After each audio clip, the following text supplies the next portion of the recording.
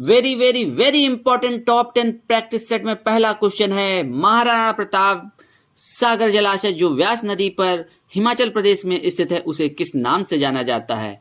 यह जाना जाता है पोंग डैम। महाराणा प्रताप सागर जलाशय किस नदी पर है? व्यास नदी पर है। किस प्रदेश में है? हिमाचल प्रदेश में। किस नाम से जाना जाता है? पोंग डैम। इसका निर्माण 1975 में हुआ था। यह सबसे ऊंचा भूकंपरोधी बांध था। यह जलाशय रामसर कन्वेंशन द्वारा घोषित भारत में 75 अंतरराष्ट्रीय आर्द्रभूमि स्थल में से एक है। कितने आर्द्रभूमि स्थल हैं? 75।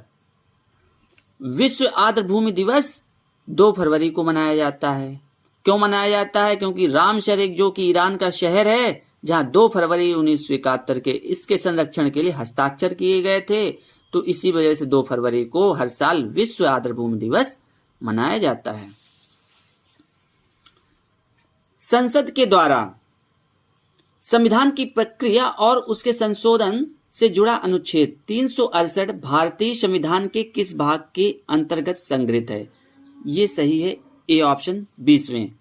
भारतीय संविधान में वर्तमान में 395 अनुच्छेद हैं और अगर इसके जो भाग इसमें इंक्लूड किए गए हैं वो भी जोड़ लिया जाए तो 470 हैं और 12 अनुसूचियां हैं और ये 25 भागों में विभाजित हैं। वर्तमान अनुसूचियां 12 हैं, लेकिन निर्माण के समय अनुसूचियां कितनी थी? 8 थी। इस समय 12 है, निर्माण के समय 8 थी। भारतीय संविधान 26 नवंबर 1949 को पारित हुआ तथा 26 जनवरी 1950 से प्रभावित हुआ। उसी दिन गणतंत्र दिवस मनाया जाता है। भारत के संविधान का मूल भारत सरकार अधिनियम 1935 को माना जाता है। चलिए अगले क्वेश्चन की तरफ बढ़ते हैं।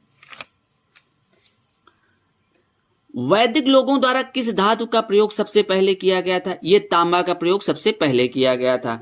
ऋग्वैदिक आर्य लोहे से परिचित नहीं थे। मनुष्य द्वारा सर्वप्रथम जौ अन्न के प्रयोग के साक्ष्य प्राप्त हुए थे। बौद्ध धर्म में बुल का संबंध बुद्ध के जीवन की किस घटना से है? ये जन्म से है। कमल और साण मतलब बुल का संबंध बुद्ध के जन्म से है। घोड़ा गृह त्याग से है। पीपल बोध वृक्ष ज्ञान से है। पद चिन्ह निर्वाण से है और स्तूप का संबंध मृत्यु से है। खेलो इंडिया युवा खेल को पहले किस नाम से जाना जाता था? पहले जाना जाता था खेलो इंडिया स्कूल गेम। किस नाम से? खेलो इंडिया स्कूल गेम। इसके एक्स्ट्रा फैक्ट्स देखते हैं। इसका आयोजन जनवरी या फरवरी में वार्षिक रूप से मतलब हर साल आयोजित किया जाता है जनवरी या फरवरी में। 2 श्रेणियों में मतलब उद्देश्य इसका क्या है? जमीनी स्तर पर प्रतिभा की खोज। अगर उद्देश्य पूछा जाए खेलो इंडिया युवा खेल का उद्देश्य क्या है? उद्देश्य है जमीनी स्तर पर प्रतिभा की खोज। मुख्यालय कहां पर है इसका? नई दिल्ली में है। चलिए अगले क्वेश्चन की तरफ हम लोग बढ़ते हैं। अगला क्वेश्चन है 6वां।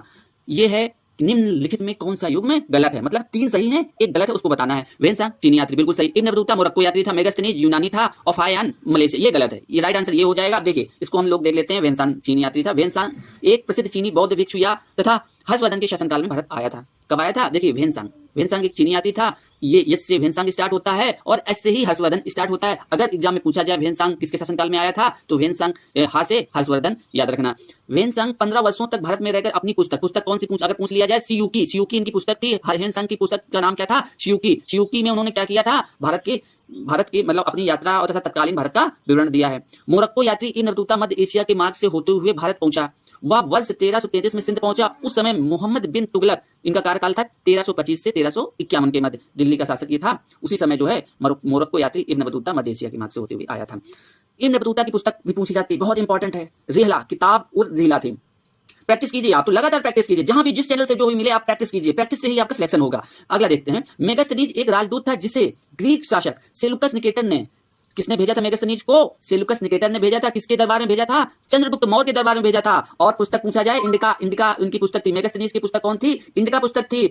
और उसमें क्या इन्होंने लिखा था? मौर्य काल की जानकारी मतलब मौर्य काल के बारे में लिखा था। तो उसी पुस्तक से हमें मौर्य काल की जानकारी मिलती है।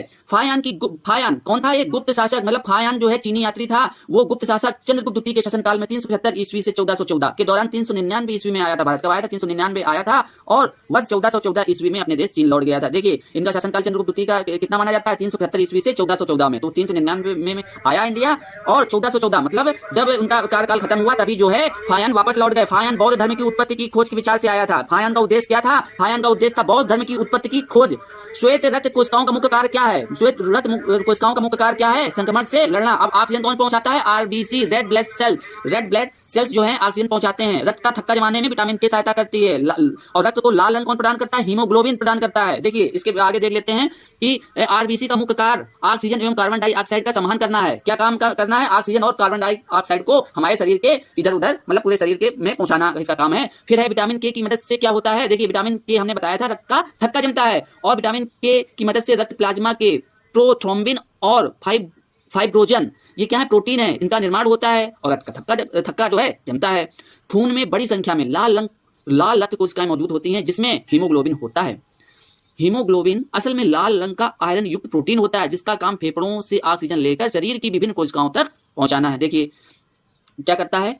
लाल रक्त कोशिकाएं फेफड़ों से ऑक्सीजन लेकर शरीर की विभिन्न कोशिकाओं तक पहुंचाती हैं। आकाश नीला क्यों दिखाई देता है? देखिए दोस्तों आकाश नीला दिखाई देता है प्रकाश के प्रकीर्णन के द्वारा।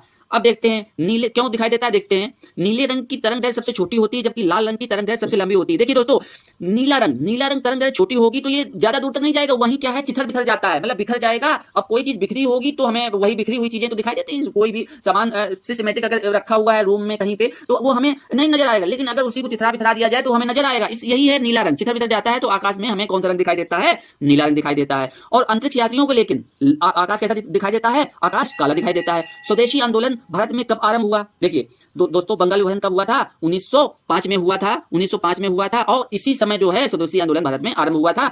और ये बंगाल विभाजन किसके शासनकाल में हुआ था? लॉर्ड कर्जन ने करवाया था। 1919 से 22 के दौरान चले प्रथम असहयोग आंदोलन, ये गलत है। गांधी के चंपारण सत्याग्रह के समय ये 1917 में हुआ था। नील की खेती के विरोध में हुआ था। रोलेट एक्ट के विरोध में, देखिए इसको रोलेट एक्ट को अंधा कानून कहते थे, ये 1919 में आया था। अब बात करते हैं कि इसके एक्स्ट्रा फैक्ट्स देख लेते हैं। स्वदेशी आंदोलन की शुरुआत 1905 में लॉर्ड कर्जन द्वारा बंगाल विभाजन से हुई थी। बिल्कुल बात सही है, 1905 में लॉर्ड कर्जन के द्वारा बंगाल विभाजन से हुई थी। यह गांधीवादी आंदोलन से पूर्व सबसे सफल आंदोलन रहा था। देखिए गांधीवादी आंदोलन तो बिल्कुल 1917 में चंपारण आंदोलन हुआ था, बहुत उनका सफल पहला ही आंदोलन था और सफल हो गया था। लेकिन उसके पूर्व अगर बात की जाए तो आपका स्वदेशी आंदोलन था। गांधी जी के नेतृत्व में बिहार के चंपारण जिले में सन 1917 में चलाया गया था आंदोलन चंपारण सत्याग्रह के नाम से जाना जाता है। ठीक है, ओके, कोई बात नहीं, आगे बढ़ते हैं। चंपारण के किसानों को जबरदस्ती अपनी भूमि पर 15% हिस्से पर नील की खेती करनी होती थी। अब बताइए नील खेती उनके किसी काम की नहीं थी और 15% हिस्से पर उन्हें करना पड़ता, कितना घाटा था। फिर गांधी जी को चंपारण लाने वाले शख्स का नाम राजकुमार शुक्ल था। देखिए राजकुमार शुक्ल ने ही गांधी जी को बुलाया था और वहीं से गांधी जी इतने हिट हुए कि पूरे देश में छा गए। तो सबसे बड़ा अगर बात की जाए गांधी जी को बिल्कुल स्टार बनाने का सबसे बड़ा हाथ किसका था? राजकुमार शुक्ल का था। अब देखिए आखिरी क्वेश्चन है, राष्ट्रपति द्वारा किसके अनुमोदन पर लोकसभा को भंग किया जा सकता है? दोस्तों चैनल को सब्सक्राइब लाइक जरूर कर दीजिएगा क्योंकि आपको बहुत मेहनत से कई किताबों से सिलेक्टेड मटेरियल हम आपको लाए हैं। देखिए इसका पहला ऑप्शन है भारत के मुख्य न्यायाधीश, यही इसका राइट आंसर हो जाएगा। भारत के नहीं सॉरी, इसका राइट आंसर ये नहीं होगा, इसका राइट आंसर हो जाएगा दोस्तों प्रधानमंत्री। इसका राइट आंसर हो जाएगा प्रधानमंत्री। ये इसके लोकसभा को भंग कर सकता है राष्ट्रपति, ये पावर जो है अनुच्छेद 85 में दिया हुआ है। एक्स्ट्रा फैक्ट्स देख लेते हैं इसके। भारत के राष्ट्रपति का चुनाव अनुच्छेद 55 के अनुसार अनुपातिक प्रतिनिधित्व प्रणाली के एकल संक्रमणीय मत पद्धति के द्वारा होता है। अनुच्छेद 52 में राष्ट्रपति पद का प्रावधान किया गया है। भारतीय संविधान के भाग 5 में अनुच्छेद 124 से लेकर 147 तक। अब बात की जाए कि ये जो आपका मुख्य न्यायाधीश का जो पहला ऑप्शन है उसका प्रावधान अनुच्छेद किस अनुच्छेद में है? तो अनुच्छेद 124 से लेकर 147 में। भाग पूछा जाए तो भाग 5 है। फिर है दूसरा ऑप्शन संसद देखते हैं। अनुच्छेद 79 मतलब 79 संसद के गठन राज्यसभा, लोकसभा एवं राष्ट्रपति से मिलकर होता है। संसद की अंग पूछा जाए तो 3 अंग होते हैं, राज्यसभा, लोकसभा और राष्ट्रपति। राज्यसभा आपका 80 में है, अनुच्छेद 80 में, लोकसभा 81 में है और राष्ट्रपति 52 में है।